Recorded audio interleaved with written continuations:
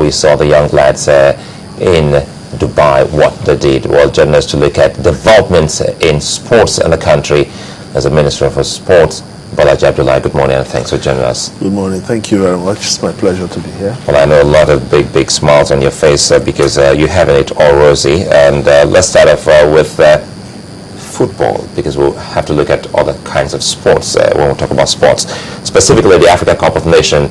And there was a drought for the country for that prestigious one until finally we got that in our kitty. We'll start from preparations, how we got to that particular stage where we saw the trophy come back home, and what kinds of move we're making to sustain that winning streak. Well, thank you very much. Yes, it was quite exciting personally to be part of that process that brought the AFCON back to Nigeria after 19 years, as you said. But what is very clear, as you know, in sports, what determines success or failure most of the time is not what happens on the pitch, it's what happens outside the pitch. Before then, the entire leadership system around football especially had more or less collapsed, because I recall that when I got into the office as sports minister, there were about 26 court cases on the Nigerian Football Federation alone. All kinds of litigations, people challenging their legality, people questioning the authority of the federation, people thinking they should not be there. So the process of trying to rebuild that system, of trying to put everyone together, bringing everyone on board to work towards a common agenda, I think played a very significant role in setting us towards that victory. And of course, there are a lot of other issues as well. But I believe the ability to forge a consensus that towards that common vision was largely responsible for what happened. I'll give you an example.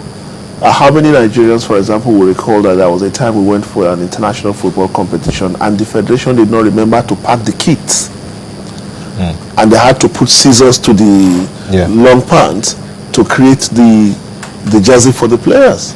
Not long ago. That makes the job of someone who manages the kits very critical. How many people will recall, for example, that when Nigerians go for an international competition like that, another delegation from Nigeria will also be arriving at the same time for the sole purpose of sabotaging Nigeria so that some people don't take credit for what happened. You see? So these were the kind of things that were happening. So the reason it was that bad. It was that bad. So the reason we're losing all those years was not because we stopped knowing how to play football or we no longer had talents. So it's all about management and leadership. At the moment we're able to get that sorted, everything fell in place. To get it sorted, perhaps let's be more specific, because it was almost 2 decades. Yeah. When we talk about the AFCON, almost 2 decades, 19 years, we were out of that. And finally, the last one we just saw in Calabar, Nigeria's qualification for Brazil 2014. Yeah. Now, when we talk about those things done outside the pitch, I want us to be more specific. What did we inject, or what did you inject and your team to have given us such a victory? Well, I mean, what I can say within the confines of my experience is that the federation itself, the federation that I've had to work with, is committed to achieving results. My responsibility is to envision what is possible and move everyone around towards achieving that vision, right?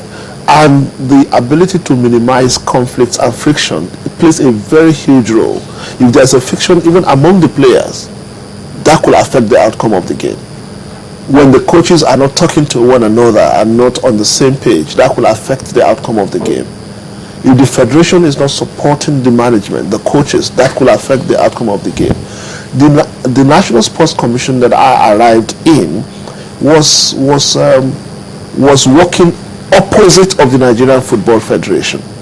The Nigerian Football Federation was going this way, the National Sports Commission, the custodian of the national policy on sport, was going in the other direction.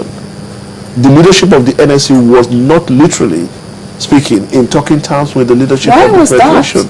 All kind of things happen, election fallout. Don't forget that leadership of the federation is constituted through an election.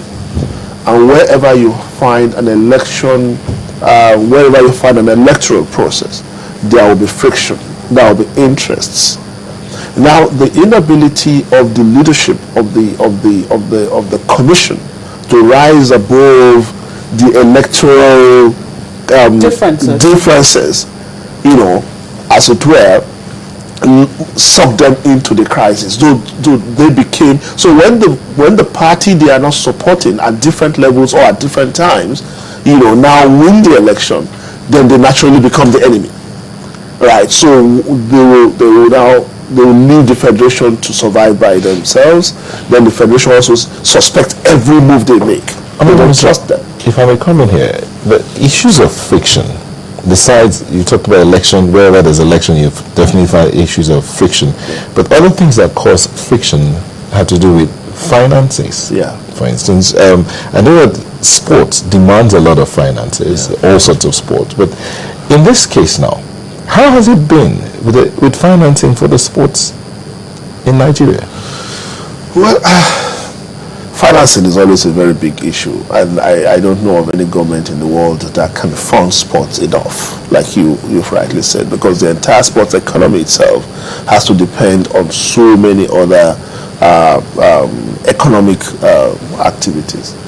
But having said that, it was a challenge over the years, you know, where funds will not be released until maybe a month of the competition. Even the ones that were released, I'm sorry to say, I don't think we're being efficiently managed in a way to get the kind of results that we should be getting. So these were part of the governance challenge that we had to deal with. And after the London 2012, where we had that disastrous outing, His Excellency Mr. President called the retreat for the first time in this country to say, let's look at sports. And he sat through it for 14 hours. I remember at the end of that retreat, people were asked questions, what they considered to be the most important challenge in the sports sector. Everybody was expecting people to say, funding. No. Governance. Because if you get the funds, if you don't manage it well, you won't get results. Funding, of course, came second. Now, at that point, the work we have was clearly cut out. Get the funds, manage it well, right? So the president, as the Minister of Finance, Dr. Ngozi Okonjo-Iweala, to head a team that I'm a member and some private sector people, specifically GT Bank, to sit together and work out an independent funding system for sports, a sustainable funding system for sports. And that work, we have progressed now. And the idea is that funding of sports had to be delinked from the annual budgetary system. Because as long as you subject sports funding to the vagaries of the budget, there will always be the issues.